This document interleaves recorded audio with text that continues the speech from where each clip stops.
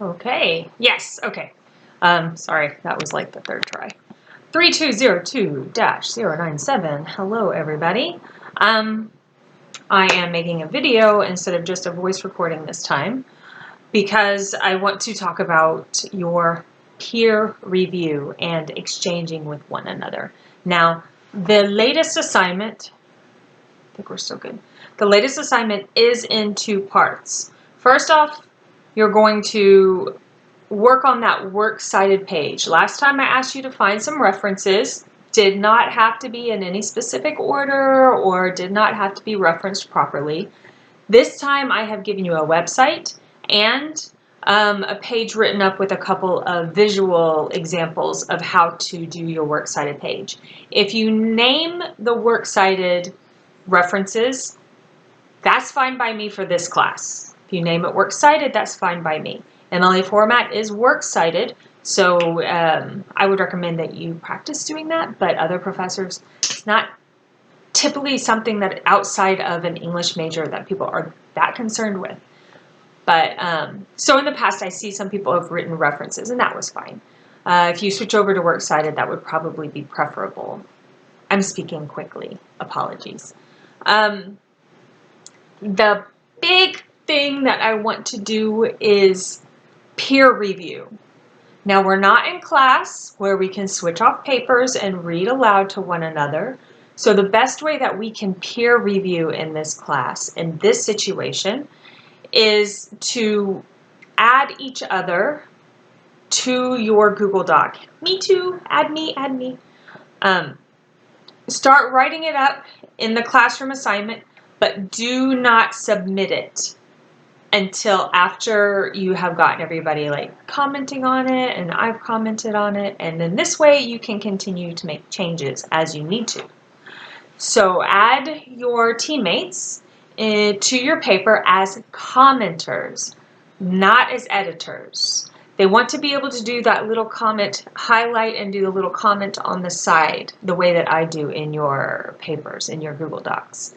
And this way, if they see something that maybe you don't see, or maybe something in your mind when you read it, it's easy to understand, but if somebody else reads it and the meaning is lost on them because they need a little more clarification, which we all do.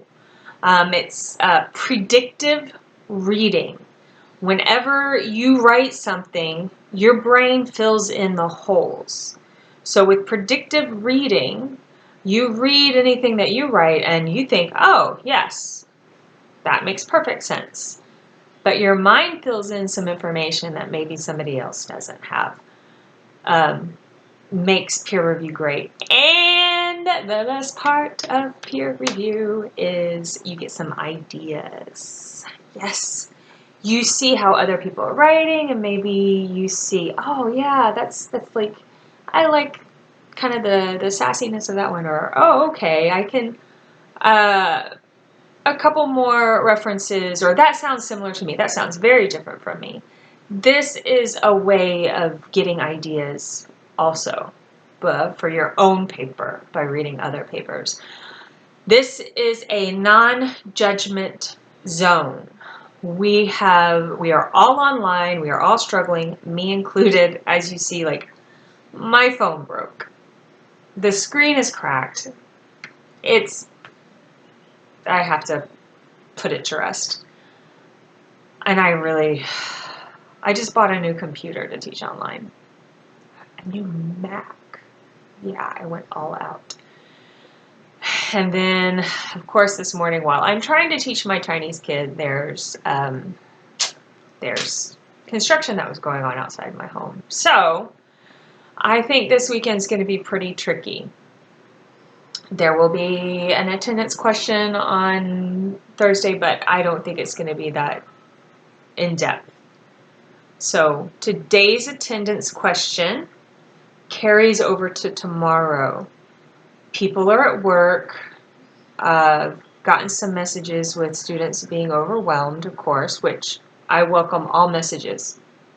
If you have anything to tell me, if my my assignments aren't clear, and they haven't always been. I do apologize. And I'm still learning Google Classroom on the job.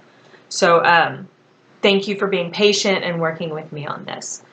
So long story long, instead of long story short, I'm making a long story long.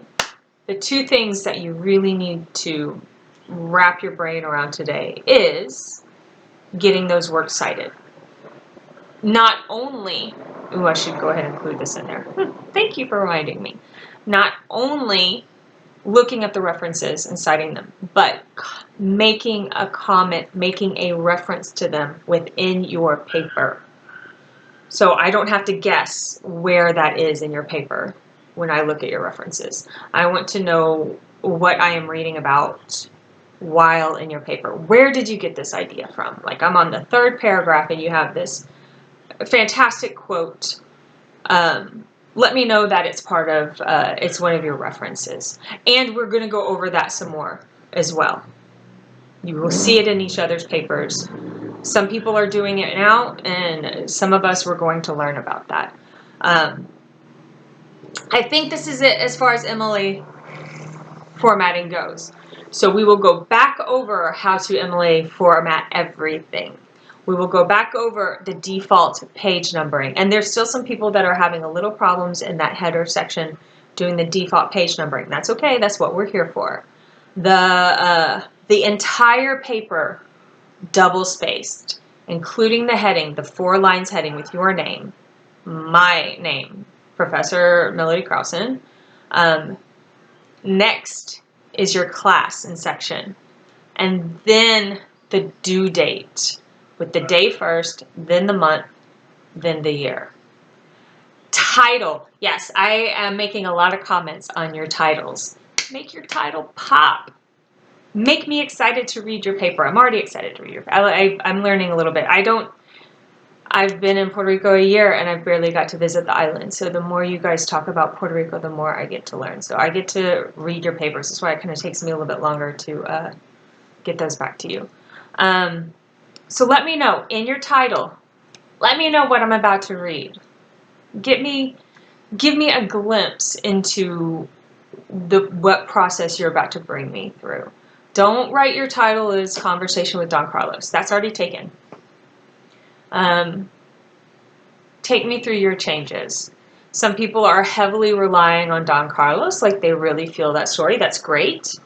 Others mention it a little bit, but then they go on with their own thoughts, their own experiences with change, or their perspective on change in Puerto Rico in general, or the world and moving online. All of these perspectives are welcomed. It gives us a lot of variety to look into whenever we're doing more peer reviews. So get those 5 paragraphs going.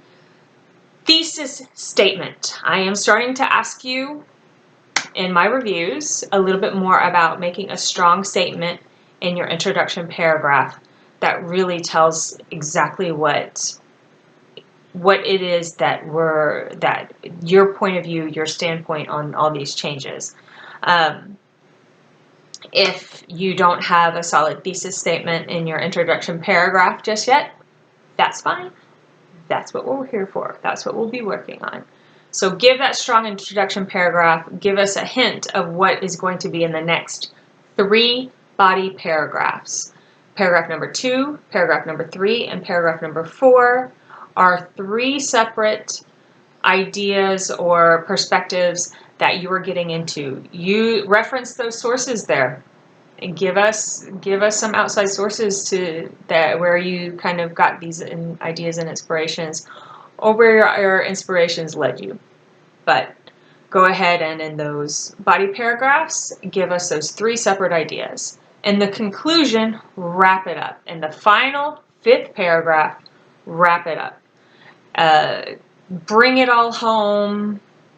Give little hints of what we read before, rethink it, and then boom, hit us with a mic drop at the end. I'm out. Next page will be your Works Cited. And I will let you look over the instructions for the Works Cited. And it's also great if if you would prefer to look up some sources in Spanish and share them with one another, that's fantastic. Find those Spanish sources if you need for essay writing. I am not gonna dock you for talking to each other in Spanish. That's perfectly welcomed, encouraged even. Somebody in another class was saying how the only way they've gotten through this was to form allies online. I thought that was pretty apropos. Like, that's right there. Hit the nail on the head. Find some allies. Find some allies in this class and other classes. Even though you're at home doing this alone, hopefully you don't feel completely alone, that you have people within your groups, within this class, that when your creative juices are running dry, when you just can't think clearly, just write a little bit to each other and get those ideas back. This is already past 10 minutes, and I usually try not to give you guys too much as far as my rambling goes, but I thought it would help to try to verbalize some of these things for you. And it's finally quiet around here, so I can squeeze this in. Okay, so that's it. Today, let's get on that. Let's share your papers, follow that rubric, use it as a checklist, and help each other out a little bit. I'm here for questions. All right. I will, I guess, see you guys on Thursday. Yeah, I should. I'll try to find somewhere else to go if I have a problem with internet and with the noise. Okay, yay, 12 minutes. Mic drop.